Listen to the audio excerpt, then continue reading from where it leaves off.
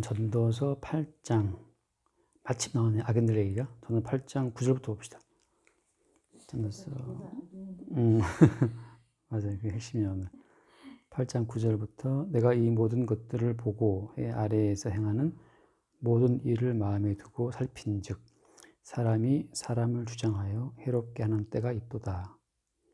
그런 후에 내가 본즉 악인들은 장사지는 바 되어 거룩한 곳을 떠나 그들이 그렇게 행한 성읍 안에서 잊어버린 바 되었으니 이것도 헛되도다. 악한 일에 관한 징벌이 속히 실행되지 아니하므로 인생들이 악을 행하는 데에 마음이 담대하도다. 죄인은 100번이나 악을 행하고도 장수하거니와 또한 내가 아노니 하나님을 경외하여 그를 경외하는 자들은 잘 될 것이요 악인은 잘되지 못하며 장수하지 못하고 그 날이 그림자와 같으리니 이는 하나님을 경외하지 아니함이니라. 여기까지 한번 먼저 봅시다.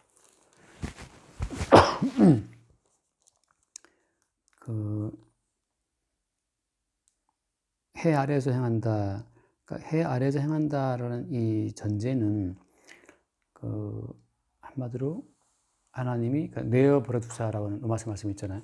그러니까 하나님이 내어버려 두신 세상이라는 것을 의미해요. 해 아래에서 벌어지는 일들은 내어버려 둔 땅이기 때문에 정말 온갖 부정, 불법, 힘 있는 놈이 죽이고 라멕이 창상을 인하여 소년을 죽이는 것처럼 그런 일들이 가능한 땅이 이 땅이라는 거죠. 그러니까 이 땅에서 어떤 정의와 공평 자체를 기대하는 것은 그건 이제 바랄 수 없는 기대예요. 근데 물론 아모스라든지 대부분 나오지만 뭐 정의를 하수가 진릴지라도 그런 말씀 나오잖아요. 그럼 그건 뭐냐라고 말하게 되면 그런 모든 말씀 앞에서 그런 모든 하나님의 거룩한 요구를 도저히 수행할 수 없는 세상의 실상을 말해주고 있는 거거든. 그러니까 지금 뭐 보여주는 아수라 영화, 아까 낮에 그 아수라라는 영화 말하더라고 도노이 경제가. 근데 그 아수라 영화가 지금 사건을 보여주는 뭐 그런 거라고 그러는데,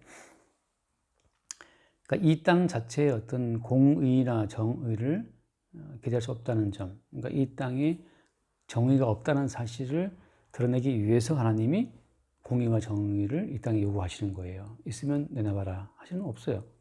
그러니까 해 아래에서 행하는 모든 일을 이렇게 말씀할 때에는 이제 하나님의 저주를 받고 추방된 세상, 그러니까 저주 가운데 있다고 하는 것을 말하고 있는 거지. 그러니까 여기서는 그 누구도 승자가 없어. 여기 나오잖아요. 예를 들면 10절에 악인들이 그 거룩한 것을 떠나 그들이 그렇게 행한 성읍 안에서 잊어버리면 됐다 하잖아요. 그러니까 악인들이 뭐 굉장히 득세하는 것 같고 이루는 것 같지만 다 그 성읍 안에서 잊어버리면 된다라고 하는 것이. 그러니까 악인도 얻는 것이 없고, 그럼 나름 이제 악인의 반대되는 선인들은 얻는 것이 있느냐? 마찬가지예요. 이 땅에서 얻는 자는 아무도 없어요. 모두가 다 잃어버리는 자고 죽는 자라. 그러니까는 그 사실을 본다면 이 땅에 있는 인간들은 예외 없이 다 모두가 승자가 아니고 다 패자죠. 대통령이 되면 승자인 것 같지? 근데 뭐 조만간 감옥 가고 죽고 자살하고 뭐 그건 또 승자가 아무도 없어요. 망명 가고 뭐 다 그렇잖아. 그래서 해 아래에서 벌어지는 모든 일 자체에서 어떤 우리가 악인을 보고 의인을 볼 때 그때 예컨대 이제 11절 악한 일에 관한 징벌이 속히 실행되지 아니하므로라고 하잖아요. 이거 이제 지난번에 그때 성경 속의 세계 설교할 때 말했잖아요. 성경 속의 세계에 끌려 들어온 자만이 악한 일에 대한 징벌을 매 순간 받아요. 매 순간. 내가 하나님 보시기에 이게 죽어 마땅한 자라는 그 징벌 자체가 계속 실행되는 세계는 하나님의 세계예요. 성경 속의 세계에서는 이게 실행이 돼요. 근데 성경 바깥의 세계에서는 이게 실행이 안 돼요. 그러니까 그때 말하다시피 성경 속의 세계에서는 헌금 잘못 들어도 그냥 아웃이야, 죽는 거야. 오종 깨인 사람은 죽는 게 아니고 그냥 잘못 들어도 그냥 죽는 거고, 원망했다고 해서 불면별로 죽는 것이고, 음행했다고 바로 죽어요. 2만 3천 명이나. 그러니까 성경 속의 세계에서는 징벌이 매 순간순간 실시간으로 실행되기 때문에 성경 속의 세계에 끌려들어간 자만이 알죠. 매일 심판받고 매일 다시 부활하게 되는 그 십자가의 사건에 연결되는 그 십자가의 사건 자체의 실상을 사는, 쉽게 말하면 다른 세계에 속한 사람이지. 그러니까 우리가 이 땅을 보면서 왜 악한 놈이 심판을 안 받아라고 우리가 이제 말할 때, 그때 그 악한 놈들에 대한 징벌이 속히 실행 안 된다라고 해서 막 그 어떤 서운한 마음을 품고 그런 사람들 어떤 사람들이에요? 마찬가지로 성경 바깥의 세계에 속한 사람. 그럼 너는 어떠냐? 너는 마찬가지예요. 동일한 조건에 처하면 당연히 거절할 리가 없지. 오늘 지금 보니까 그 천화동인 오온과 그 김만배라는 그 사람의 누이 동생부터 해서 이렇게 됐던 그 사람 고작 얼마더라 875만 원을 집어넣고 거의 100억인가를 벌었더라고. 나에게도 그런 제안이 온다면 나도 어떻게든지 카드 빚을 내서라도 800 몇만 원 집어넣고 그거 노릴 거라고. 아니 그거를 누가 거절 안 해. 뻔히 아는데 1000억 집어넣으면 100억 얼마 1억 넣었나? 그 사람 남욱이라는 사람은 얼마 넣고 지금 거의 1000억을 벌었나? 그랬잖아. 1000억인가? 100억인가? X 커갖고 생각도 안 난다. 그러니까 여기서 말한 것처럼 너는 악하다라고 막 말하는 그 사람도 마찬가지예요. 동일한 상황에 처하면 더 할 수 있는 사람인 거지. 더 탐욕을 부릴 수도 있고. 그래서 그 12절에 보면 죄인은 100번이나 악을 행하고도 장수하거니와 내가 아노니 하나님을 경외하여 그를 경외하는 자들은 잘 될 것이다. 이 말은 이거는 정말 아까 말한 것처럼 성경 속의 세계에 끌려 들어가서 경외라고 하는 것이 뭐예요? 경외라고 하는 것은 가난함을 두려워하는 건 그 경외 아니에요. 하나님을 섬기다가 갔다가 죽을 것? 그런 것도 경외가 아니라고. 하나님을 잘 못 섬겨서 받게 될 그 재앙 때문에 본인이 막 망가지는 것에 대한 두려움, 그래서 그 경외가 아니고, 경외는 그 마태복음 말씀처럼 몸과 영혼을 아울러 지옥에 던질 수 있는 그분을 두려워하라 하잖아요. 그러니까 하나님 자체를 두려워하는 것이 경외죠. 하나님을 잘 못 섬김으로 내게 따라올 그 망하고 가난해지고 피 쫓기고 하는 그런 그 삶이 두려워서 어떻게 하나님을 잘 섬기는 것이 경외가 아니고, 능히 우리의 몸과 영혼을 멸할 수 있는 것 자체를 두려워하는 게 그게 경외라고 하는 거로. 그러니까 성경에서 말하는 경외는 사실은 이게 숨겨져 있는 개념이지. 그러니까 초점은 뭐냐? 전도서 마찬가지야. 이거 볼 때 그러니까 성령으로 성경 세계 속에 끌려 들어가는 자에게만 열려지는 말씀이지. 그것이 없이 그냥 바라볼 때는 내가 경외하지, 두려움하면 섬기지. 그럴 수 있다고. 그건 정말 인간적인 어떤 경외인데, 그건 도리어 어때요? 경외한 나의 의만을 챙길 뿐이야. 더 많은 독이 생산되는 것이. 참 아이러니한 거죠. 더 열심히 믿을수록 열심히 믿어드린 나의 의를 챙기기 때문에 그건 하나님 섬길수록 반대적으로는 더 다른 악이 쌓인다고. 그게 이제 선악과의 원리예요. 선을 행할수록 악이 같이 쌓여요. 정비례한다고. 내가 선을 행할수록 악도 같이 쌓인다고 이렇게. 그러니까 참 그게 참 내가 볼 땐 웃기는 거예요. 착하게 살면 살수록 반대편은 악이 더 쌓이거든. 근데 그걸 이제 모르고 난 착하다는 것만 우기거든. 근데 그 배후에 훨씬 더 악을 쌓고 있어요. 그게 이제 선악 지식을 살아가는 사람들의 특징인 거지. 그 다음 말씀, 악인은 잘 되지 못하고 장수하지 못한다. 그날이 그림자와 같다. 근데 이게 그렇잖아요. 우리가 다른 시편 말씀 보면 악인은 장수하고 죽는 날까지 건강하고 그런 말씀도 있거든요. 여기서 말하는 그 말은 무슨 말인가? 이거는 아까 말한 것처럼 하나님을 경외한다는 그 차원이 성경 속의 세계에 들어와서 봤을 때 이게 명확해요. 그러니까 아까 수요일 때 말했잖아요. 노아가 방주를 지을 때는 비가 올 거라고 하는 그 명확한 하나님의 심판에 대한 명확함이 있거든. 그러니까 사도 바울이 복음을 증거할 때 몸과 영혼을 아울러 지금 말하시는 분에 대한 그것이 명확하거든. 그러니까 성경 속의 세계에 들어보면 그 악인들의 그 부유함 자체가 그것이 명확하게 보여. 저 악인들의 그 부유함이 결국 그들에게 복이 아니고 그들의 그 부유함 때문에 그들이 지옥으로 끌려간다는 사실. 그 부유함이 그들 눈을 막아갖고 그런 거죠. 나사로 거지가 앞에서 배놓고 있었고 부자는 늘 잔치했잖아요. 근데 지옥 가서는 역전되지. 지옥 가서는 한 방울의 물이 없어요. 그러니까 그 부유함에 눈이 가린 자들은 한 방울의 물과 그 풍부한 부유함이 다 예수님의 피에 의해 주어진 것을 모르는 거지. 그러니까는 그 시편에 있는 말씀이 있잖아. 악인들이 장수하고 죽을 때까지 눈이 튀어나오고 그런 말씀. 그리고 근데 그 뒤에 말씀 기억나요, 같이? 그 뒤에 말씀도 따라 나오잖아. 내가 성소에 들어갈 때 깨달았다 그러거든. 내가 참으로 그 정확한 내용은 시편 73편에 보면 뭐 그들은 죽을 때에도 고통이 없고 그 힘이 강건하고 뭐 그런 얘기 쭉 나오고 교만은 그들의 목걸이고 그리고 살찜으로 그들이 허전하고 그들의 소득은 마음의 소원보다 많다. 그러니까 소득이 너무너무 많은 거야. 뭐 이게 870만 원 넣는데 갑자기 뭐 100억이 되고 이런 상황이니까 그들의 입은 하늘에 두고 뭐 지금 그 어떤 사람처럼 그들의 입이 하늘에 있어요. 모르는 게 없어. 뭐 다 갖다 때려 맞죠. 근데 잘 파고 들어가면 허점도 많이 있지만. 근데 그 뒤에 보면 나오지만 그 16절 내가 어쩌면 이를 알까 하여 생각한즉 그것이 내게 심한 고통이 되었더니 하나님 성소에 들어갈 때야 그들의 종말을 내가 깨달았다. 이거거든. 그러니까 성소에 들어가 깨닫기 전까지는 어때요? 악인들의 형통함이 너무 압도적이야. 근데 성소에 들어가 깨닫고 보니까 그들의 그 부요함이 그들의 그 모든 것들이 참으로 아무것도 아니라는 사실을 그들의 종말이 명확히 다가오는 거죠. 명확히. 그래서 뭐 내가 늘 좋아하는 말씀 25절에 보면 하늘에서는 주 외에 누가 내게 있으리요 땅에서는 주밖에 내가 사모할 이 없나이다. 그러니까 마지막 성소에 들어가서 이제 명확히 봐요. 그러니까 아까 말한 전도세 말 이게 성경 속의 세계에 끌려 들어가서 말하자면 시편으로 말하자면 성소에 들어간 건데 성소에 들어가서 깨닫고 보니까 그 악인의 그 장수함이라고 하는 것 자체가 참으로 아무것도 아니라는 사실이 명확해지는 거예요. 그러니까 이게 마찬가지야. 지금도 굉장히 시험 들 때 많아. 왜 이렇게 뭐 가난하고 뭐 이렇게 안 되고 내가 볼 때는 뭐 아무것도 아닌 자들이 막 잘 되고 하면 도대체 이게 뭐냐? 어떻게 저런 걸로 저런 자들이 득세하고 재물 없고 그러냐라고 이제 안타깝게 생각할 수 있는데 그래서 아까 말한 것처럼 참으로 실족할 뻔했지만 성소에 들어가서 보니까 어때요? 그게 명확하게 보이는 거지.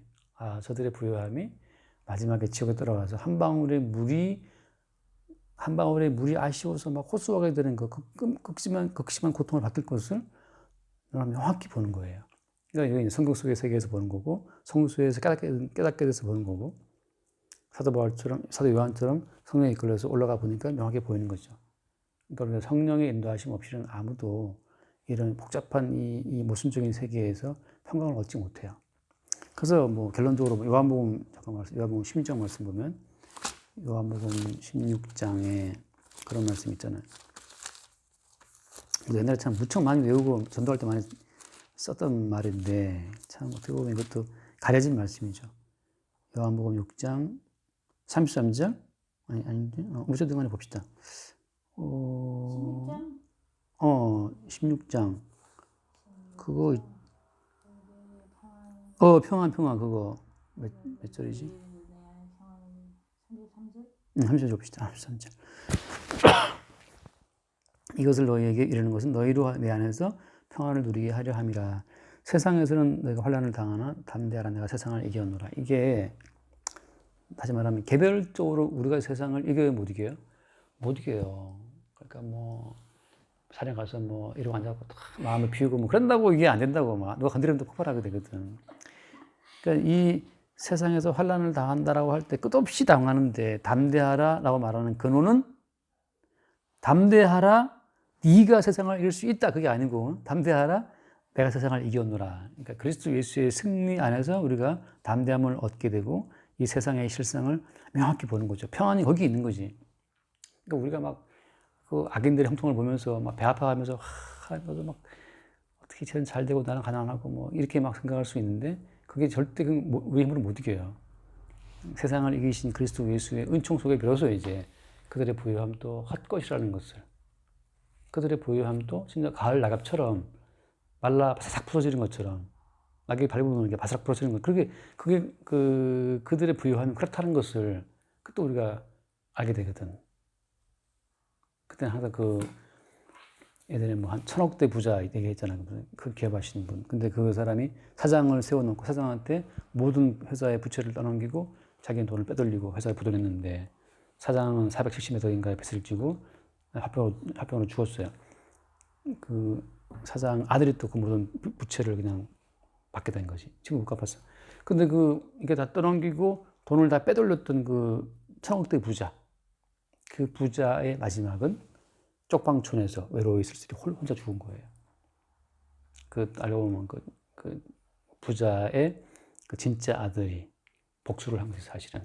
다 물려받고 아버지를 내쫓아 버린 건데, 왜냐하면 그 아버지가 돈 있을 때 너무나 많은 여자를 건드리고 친엄마를, 친부인을 너무 못되게 대해갖고 아들이, 그 친아들이 너무 이제 괴로워서 정말 치밀하게 준비해서 아버지를 내쫓아 버린 거죠. 완전히 아무것도 없이 죽을 때 쪽방촌에서 벤틀토리로 죽었다 그러는데, 그러니까 말하자면 우리는 뭐 그런 예를 보기도 하지만 그게 문제가 아니죠. 문제는 뭐냐 하면 죽을 때까지 평안히 죽었던 그 부자가 바로 지옥 들어가서 한 방울의 물이 아쉬워서 고통받는 그 모습이, 그게 이제 성소에 들어갈 때 밝게 보이는 모습인데, 그런 모든 그 금생과 내생의 실상 자체가 언제 보이는 거예요? 십자가에 죽으신 예수 그리스도 안에서 그게 밝히 보일 때, 그때 우리는 담대하라 내가 세상을 이겼노라 말씀하시는 그 예수 그리스도의 말씀의 실체를 우리가 확 경험하게 되죠. 그게 약간 짧긴 하지만 이제 반복되면 이제 우리는 알아. 저 부요함이 정말 눈 깜빡할 사이에 지나가게 되고 고통하는 때가 올 거라는 사실을. 그래서 나사로 거지와 부자의 비유를 주로 말씀하실 때 곧바로 부자는 지옥에 들어가서 고통을 당하잖아요. 그러니까 사실 살아있을 때 한 방울의 물이, 이런 보리차 이런 것 자체도 이게 사실은 이게 어마어마한 축복이죠.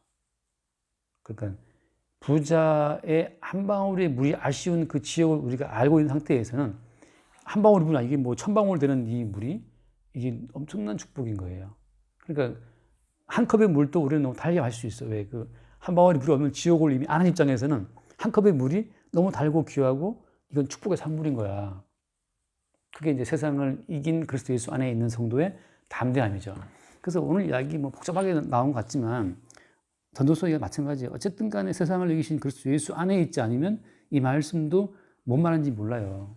무슨 말인지 다 나오지도 않고 어떻게 봐야, 결국 고작 해야 이제 이 땅을 살아가나, 또 윤리적인 말로만 이걸 풀 수밖에 없어요. 네, 마찬가지죠. 우리는 이 말씀을 대하면서 하나님을 경외하여 그를 경외하는 자들은 잘 될 것이다. 참 데비드는 말했잖아요. 죄인은 100번이나 악을 향하고도 장수한다. 딱 그 부자 비유예요. 장수하고 잘 살다가 비단에 쌓여서 편안하게 죽지. 근데 하나님을 경외하고 경외하는 자들은 잘 된다고 말하죠. 잘 된다는 시점이 언제야, 이게? 나사로 고지를 보자면 죽은 이후의 시점인데, 근데 또 하나 문제는 뭐예요? 이미 그리스도 예수 안에서 죽음 이후의 시점을 알고 있는 상태였다면 나사로는 거지의 상태에도 어때? 그때도 이 편안함이 있고 담대함이 있어요. 이게 이제 성도의 권세거든. 그러니까 바울이 말한 것처럼 아무것도 없는 자 같으나 모든 것을 가진 자로다, 그 말씀이지. 그러니까 마찬가지야.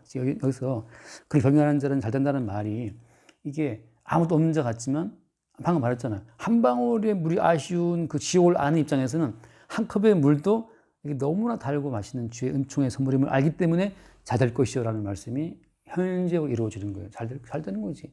한 숟가락의 그 쌀밥이 얼마나 귀한 건지를 그리스도 예수의 피로 준비된, 그리스도 예수의 그 살로 공급되는 양식인 사실을 우리가 알지.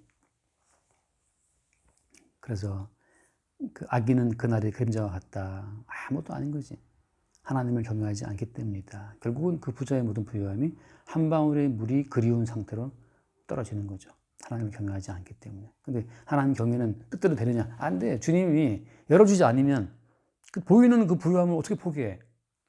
먹고 마시고 사고 파고 장가가실 거고, 그걸 누가 포기해요? 절대 알 수 없어요. 근데 사실은 그렇잖아. 어느 순간 우리는 늘 보잖아. 이건희 씨의 죽음을 봤지만 어때? 깨닫는 자는 아무도 없어요. 그래, 참 인생 무상이다라고 하지만, 그래서 그럼 그들이 그 부유를 포기 못 해요. 왜냐하면 영원한 세계를 그리스도 안에서 못 본 자들은 방향이 없는데, 그 다음 세계를 모르는 입장에서는 그냥 꽉 막혀 있기 때문에 아무리 죽은 자를 보고 경험하는 것 같아도 결국은 몰라요. 성령으로 아니하고서는 예수님과 그의 세계를, 예수님이 주되시는 세계를 결국 알 수가 없는 것이. 여기까지 합시다. 실수는 기도하고 마칩시다.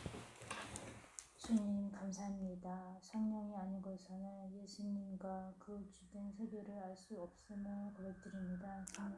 성령으로 말미암아 오직 예수의 은혜로 살아가고 있는 것을 날마다 인식시켜 주옵시고, 그 그 은혜 안에서 담대함과 평강 가운데 살아갈 수 있도록 늘 인도하여 주옵시기를 원합니다. 아멘. 주 예수 그리스도의 이름으로 기도드립니다. 아멘. 주님, 이 땅에서 형통하고 이 땅에서 부유한 자들을 너무나 많이 우리가 보고 있습니다. 악한 자들도 잘 되고 사악한 자들도 성공하는 세상, 해 아래에 주님에 의해 추방된 세상의 실상을 우리가 바라봅니다. 많은 사람들이 정의를 세우려고 했으나 이 세상 자체가 하나님의 저주가 작동하는 세상인 것을 모르는 자들을 불쌍히 여겨 주옵시고, 이 땅에서 성령으로 말미암아 이 세상의 실상을 보고 그리스도 예수가 이 땅에 와서 십자가에 죽었음을 볼 때마다 주님 그리스도 예수 안에서 준비된 새로운 주의 나라, 아들의 나라를 늘 바라볼 수 있도록 인도하여 주옵소서. 그 아들 나라의 그 원천으로부터 오늘의 삶을 공급받아 사는 우리의 삶이 되게 하여 주옵소서. 우리 주 예수 이름으로 기도드립니다. 아멘. 수고하셨습니다.